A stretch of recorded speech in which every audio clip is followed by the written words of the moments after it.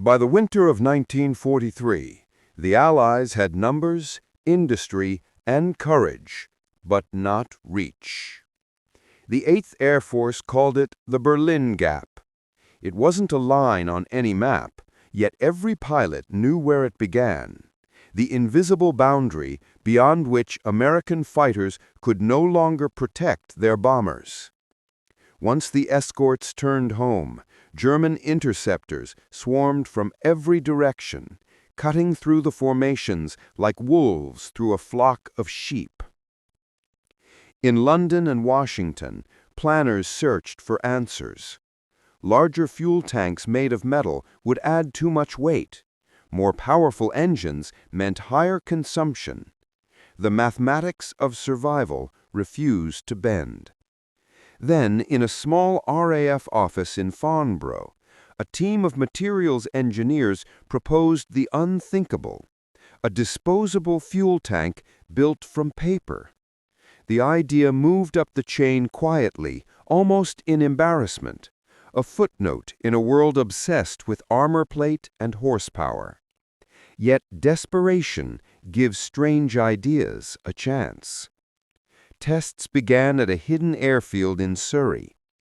Engineers filled the first crude prototypes with water and watched for leaks. To their surprise, the resin-bonded paper held firm. When they substituted high-octane aviation fuel, the tanks did not dissolve or soften. Instead, they expanded slightly, sealing microscopic pores. The results were passed to American observers attached to the RAF. Within weeks, the design crossed the Atlantic. At Wright Field, Ohio, technicians of the U.S. Army Air Forces reproduced the British experiments, refining the molds and introducing a quick-release mounting that allowed pilots to jettison the tanks in seconds. Each unit cost less than $20, a fraction of the price of aluminum. A single factory could produce hundreds a day, and when empty, they could be dropped harmlessly into the English Channel or the fields below, where farmers sometimes found them flattened and wondered how paper could fall from the sky. Still, skepticism ran deep among pilots. Many had seen auxiliary tanks fail in combat, bursting into flames when struck by tracer rounds. Paper sounded even worse. "You want us to fly to Germany on cardboard barrels?" one squadron commander joked. The answer came from flight tests over East Anglia. Major Thomas J. Hitchcock, a man who had flown for France in the First World War and now served as air attaché to the U.S. Embassy, personally supervised the trials. When his Mustang returned from a 1,500-mile circuit with fuel to spare, doubts began to fade. On 11 January 1944, the new tanks saw their first combat service. Dozens of P-51 Mustangs of the 354th Fighter Group lifted off from Boxstead, their slender wings carrying the strange brown pods beneath them. That day, they escorted bombers striking Oschersleben and Halberstadt, deep inside Germany. For the first time, the Luftwaffe met Mustangs over its own homeland. German pilots were stunned. Until that moment, they believed Allied escorts would always turn back near the Rhine. When they saw the silver fighters still alongside the bombers beyond Magdeburg, panic spread through the radio channels. Reports flooded headquarters, new American fighters with incredible range. The paper tanks had done what tons of armor and years of planning could not. They had bridged the Berlin Gap. Production ramped up immediately. In Britain, Bowater Lloyd built thousands each week. In the United States, the Goodyear Tire and Rubber Company and the International Paper Corporation joined the effort. By spring 1944, entire freight trains of paper tanks rolled to the docks of Liverpool and Bristol, bound for fighter bases across England.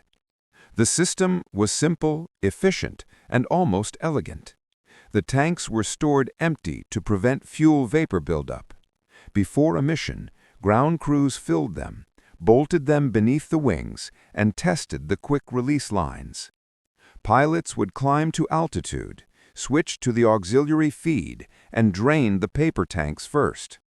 Once empty, they pulled a lever. The tanks tumbled away, breaking apart as they fell through cloud. Each drop marked another step toward Berlin. As February 1944 began, the air war entered a new phase. The Allies called it Big Week, Operation Argument, a coordinated assault on Germany's aircraft industry. For 6 days, bombers and Mustangs struck Leipzig, Regensburg, Augsburg, and Brunswick. The paper tanks made it possible. American fighters followed the bombers all the way in and all the way out. German interceptors that took off to attack found Mustangs waiting for them, fresh, fueled, and deadly. In those 6 days, the Luftwaffe lost nearly 1/3 of its remaining experienced pilots. From that moment, the outcome of the air war was no longer in doubt. From the moment the paper tanks took flight, the war above Europe changed forever. It was February 1944. Each dawn began the same way. A cold wind sweeping across English runways, ground crews moving through fog, the metallic cough of Merlin engines breaking the silence. Inside the briefing rooms, red lines stretched across maps: Leipzig, Augsburg, Regensburg. Every man in those rooms knew that by nightfall, some of those lines would end in fire. The bombers lifted first, B-17s and B-24s, silver giants climbing in formation. Then came the escort wings, P-51 Mustangs, their wings glinting with the brown-gray sheen of paper tanks filled with 110-octane fuel. As they rose through the cloud base, condensation wrapped around the canopies like breath on glass. Over the North Sea, radio chatter began. Code names, call signs, coordinates. Beneath the calm voices lay tension so thick it could be felt through the headphones. Each pilot watched the gauges, the auxiliary tanks feeding steadily, the needle slowly falling. At 12,000 feet, the air grew thin. At 20,000 feet, the sunlight became harsh and cold. Somewhere beyond the horizon waited Germany. When the coast of Holland appeared below, anti-aircraft guns opened fire. Black puffs of flak erupted around the formations. Fragments of steel tore through aluminum skins, but the paper tanks, light and flexible, often passed through unscathed. The fuel drained, the pilots pulled their release levers, the tanks fell away, tumbling through the sky like burnt leaves. The bombers pressed on, deeper and deeper into skies that had once been ruled by the Luftwaffe. But this time, when German radar plotted the incoming waves and controllers ordered their squadrons to intercept, they found Mustangs waiting for them, high, fast, and deadly. For months, German pilots had trained to attack bombers unopposed. Now their enemy came with fangs. The first dogfights over central Germany were brutal and brief. Messerschmitts dove in and were caught apart by bursts of 5.0 caliber fire. In a matter of weeks, entire fighter groups of the Luftwaffe began to vanish. Allied airmen called it the turning of the sky. For the first time, they could strike targets hundreds of miles from home without fearing total annihilation. The psychological shift was enormous. The fear of range was gone, replaced by the belief that the road to Berlin was open. Yet behind that confidence lay exhaustion. Every mission stretched men and machines to their limits. Engines froze at altitude. Oxygen lines iced over. Flak shredded control cables. The paper tanks gave range, but they could not give comfort. Pilots landed trembling, faces gray from cold and adrenaline. In the cities below, another tragedy unfolded. The same reach, that allowed the Allies to hunt enemy aircraft also brought fire to German factories, railways, and neighborhoods. The doctrine of strategic bombing was merciless. Destroy the industry, break the will. By 1944, entire districts of Leipzig and Brunswick burned through the night. Historians still debate the morality of those raids, but to the men in the air, morality was measured in survival. They believed each bomb dropped shortened the war that had already consumed their youth. In the mess halls of East Anglia, rumors spread quickly. The Mustang with the paper tanks was unstoppable. Pilots pinned small squares of the material to their jackets like badges. It was a symbol of ingenuity, a reminder that victory sometimes came not from steel, but from something as fragile as paper. By May 1944, the Allies had achieved air superiority. German fighters were still fierce, but fewer every week. The skies over Europe belonged to the bombers. And with that control came the opportunity for something far greater: the invasion of continental Europe itself. Operation Overlord was approaching. The beaches of Normandy waited. Without command of the air, the landings would have been suicide. With it, they became possible. The paper fuel tank, light, disposable, easily forgotten, had carried the Allies from the hedgerows of England to the doorstep of Hitler's empire. By the spring of 1944, the Luftwaffe, the once invincible guardian of the Reich, was bleeding to death in the skies it once ruled. In 1939, Germany's Air Force had been the sharpest sword in Hitler's arsenal. It had crushed Poland, terrorized London, and roared across Europe with mechanical precision. But 5 years later, that same force was fighting a losing battle, one plane, one pilot at a time.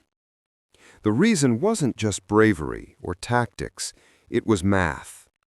Every hour, Allied factories produced what Germany could no longer replace. In Detroit, in Buffalo, in Dallas, factories worked 24 hours a day. Aluminum rolled off presses like paper. Engines thundered from test stands by the thousands.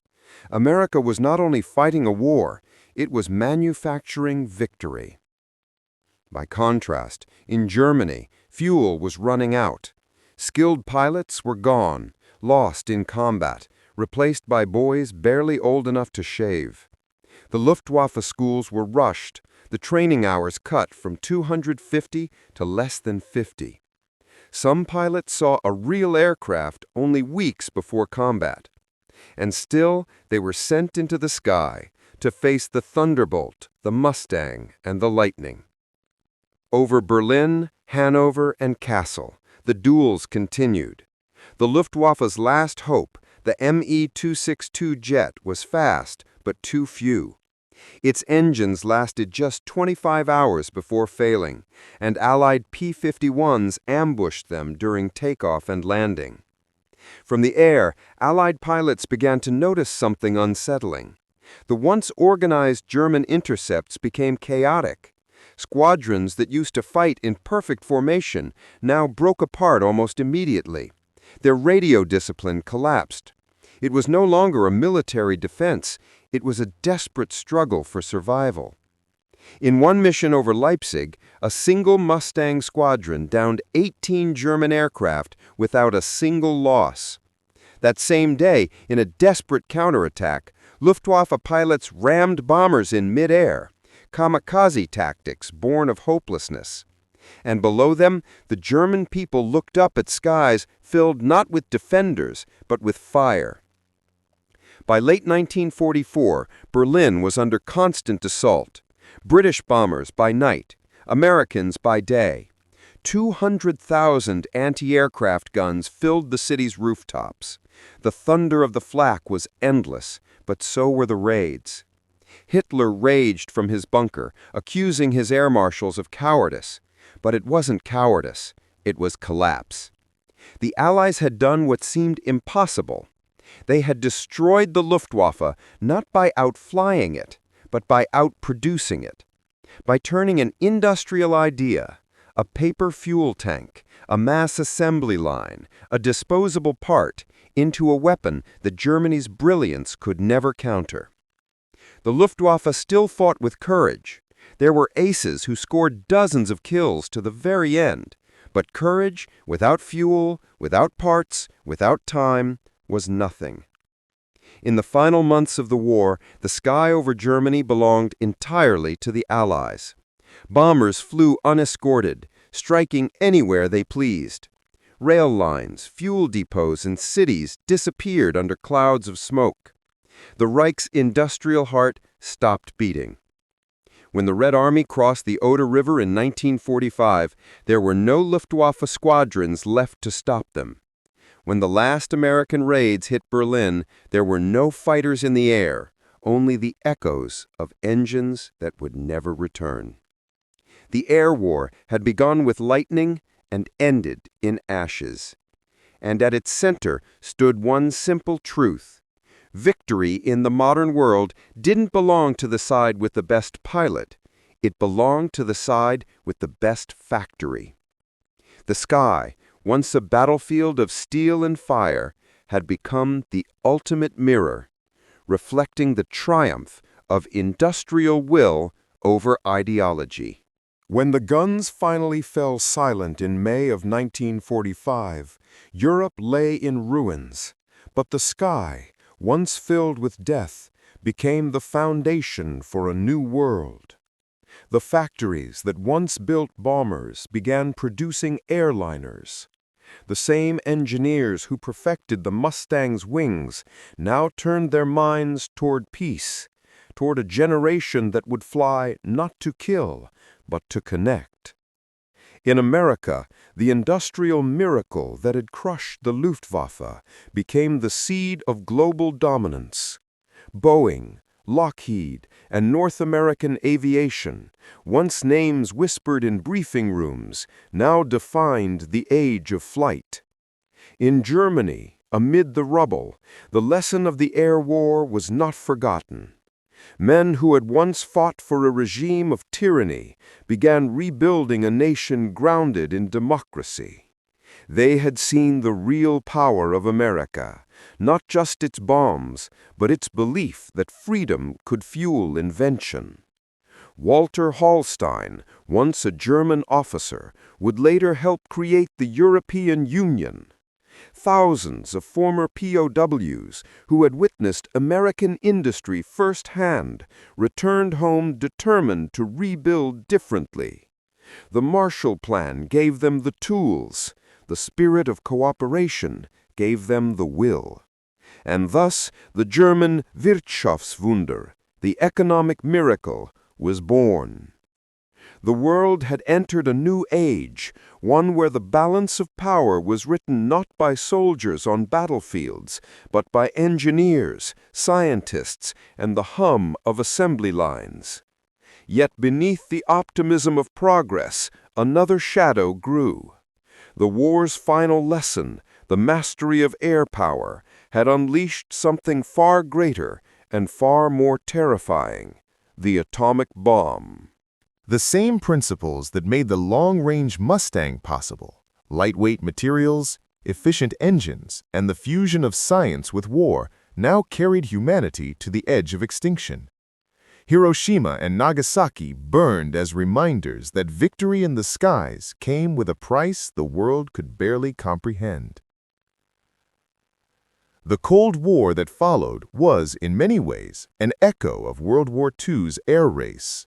Jet bombers replaced propeller planes. Machine guns replaced missiles. The war of endurance became a war of deterrence. But through all of it, one idea endured: the belief that the mastery of the sky was the key to human destiny. The paper fuel tank, humble and forgotten, symbolized more than just technological progress. It symbolized the moment humanity learned that innovation could change not just the outcome of a war, but the direction of civilization itself. From the smoldering airfields of Europe to the launch pads of Cape Canaveral, the same spirit of invention carried us forward. The same drive that once sent Mustangs roaring over Berlin would one day send spacecraft beyond Earth's atmosphere. And as we look back 80 years later, one truth becomes clear. The victory of the air war was not just a triumph of machines, it was a triumph of imagination. Ordinary men and women working with paper, aluminum, and belief reshaped the course of history. The war taught us that no empire, no ideology, no army could stand against the will of a free people united by purpose and innovation. And that is the legacy of the skies. This is WW2 Spark, where history comes alive. Thank you for watching. Subscribe for more untold stories of courage, technology, and transformation from the war that changed the world forever.